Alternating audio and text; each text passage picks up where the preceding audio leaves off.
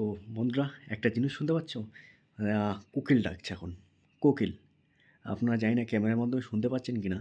কিন্তু কোকিল ডাকছে, চারিদিকে রাত জাগাচ্ছে সবাই। একটা অন্যরকম এই রাত ২টো বাজে এখন অন্যরকম একটা আবহাওয়া। অন্যরকম লাগছে। আর বহুদিন বাদে আমি কোকিলের ডাক শুনছি। এখন বাজে ২টো। এখন এই মুহূর্তে আমি কাজ শেষ করলাম। ঠিক আছে? তো সবাই চলে গেল। আর এই যে কোকিল ডাকছিল, কোকিলের আওয়াজটা শুনে না সত্যি একটা অন্যরকম দিল খুশ হয়ে গেছে। তো এখন রাত ২টো বাজে। আমি কাজ থেকে উঠলাম।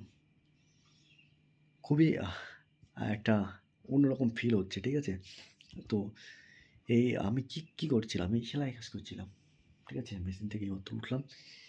তো মোদ্দা কথা যেটা বলব বলে আমি একটু আজকে একটু খুব এক্সাইটেড যে এতক্ষণ ধরে যে কাজটা করছিলাম, এই ঈদের সময় প্রচণ্ড পরিমাণে চাপ থাকে আমাদের। যে কোম্পানি শুধু বলে মাল নেয়, মাল জমা দে, মাল জমা দে।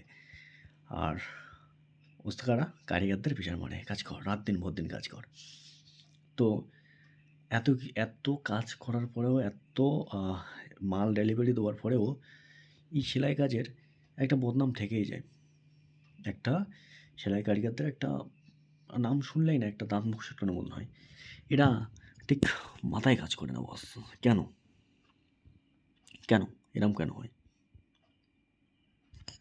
তো এটাই মাথায় ঢোকে না। এই যে আমরা এত পরিমাণে যে জামাকাপড় তৈরি করে আহ ছড়িয়ে দিচ্ছি মার্কেটে, ঠিক আছে? সবাই এইসব ড্রেস পরে ঈদে কত মানুষ আনন্দ করবে, কত মানুষ উৎসব করবে, ঠিক আছে?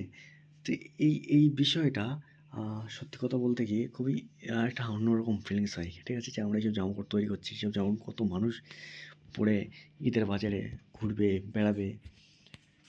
তো ভাই, সেলাই কাজটাকে কেন এতভাবে খারাপ কাজ বলে দেখা হয়?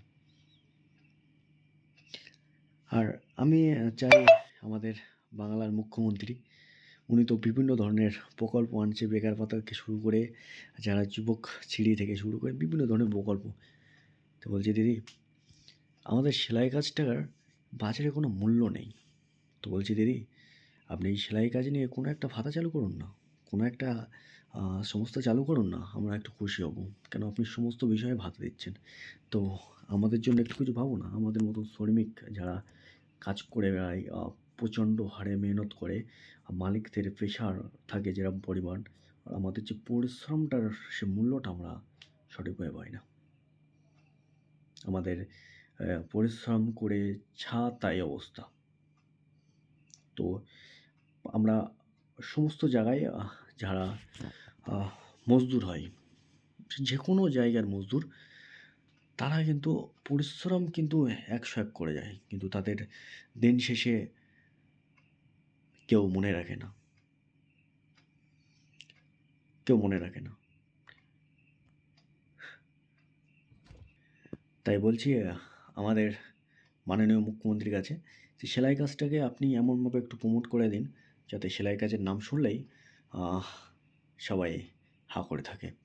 যে সেলাই কাজ মানেই যেন এটা বলতেই যেন মানুষের সাথে কিরকম একটা যেন লাগে যেন। কেন মানুষ সেলাই কাজটাকে এমনভাবে দেখে, সত্যি কথা বলতে কি, এখন যে রাত জেগে এতক্ষণ ধরে কাজ করলাম না, কেন কাজ করেছি? কিসের জন্য কাজ করেছি? আমরা কাজ করি কী জন্য? ভাই, এই বাংলায় না কাজ নেই তো।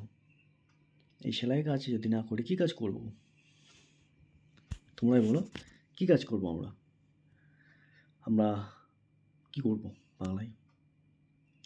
আমরা বলুন, আমরা কী কাজ করব? হাজার হাজার লাখ লাখ যে যুবক ছেলেরা যে সেলাই কাজ করছে, কী কাজ করবে এরা? আমি চাই বাংলায় সেলাই কাজের একটা অন্যরকম একটা কারখানা, বড় বড়, ঠিক আছে? কিংবা বাংলায় বিভিন্ন ধরনের যারা শ্রমিক কাজ করে, তাদের জন্য কিছু না কিছু একটা ভাবনা চিন্তা করা দরকার আছে আমাদের সরকারের। কেন শ্রমিকদের, যারা শ্রমিক হয় যে কোনো কাজের, যে কোনো কাজ, সেলাই কাজ বলুন না, যে কোনো কাজের যে শ্রমিকদের কোনো মূল্য নেই। আর এই বিষয়টা নিয়ে যৎসময় ভোট আসে, তৎসময় মানুষ চেল্লায় যে আমি এই করে দেবো, আমি ওই করে দেবো। কিন্তু ভোট শেষ হয়ে গেলে আমাদের কথা কেউ ভাবে না কিন্তু। আমরাই কিন্তু সেই নেতার কথা শুনে লাফালাফি করি, ভীষণভাবে এক্সাইটেড হয়ে পড়ি যে আমাদের নেতা এটা করে দেবে বলেছে। কিন্তু ভোট শেষ হয়ে গেলে না কেউ ফিরেও তাকায় না বস। এখন বাজে রাত ২টো।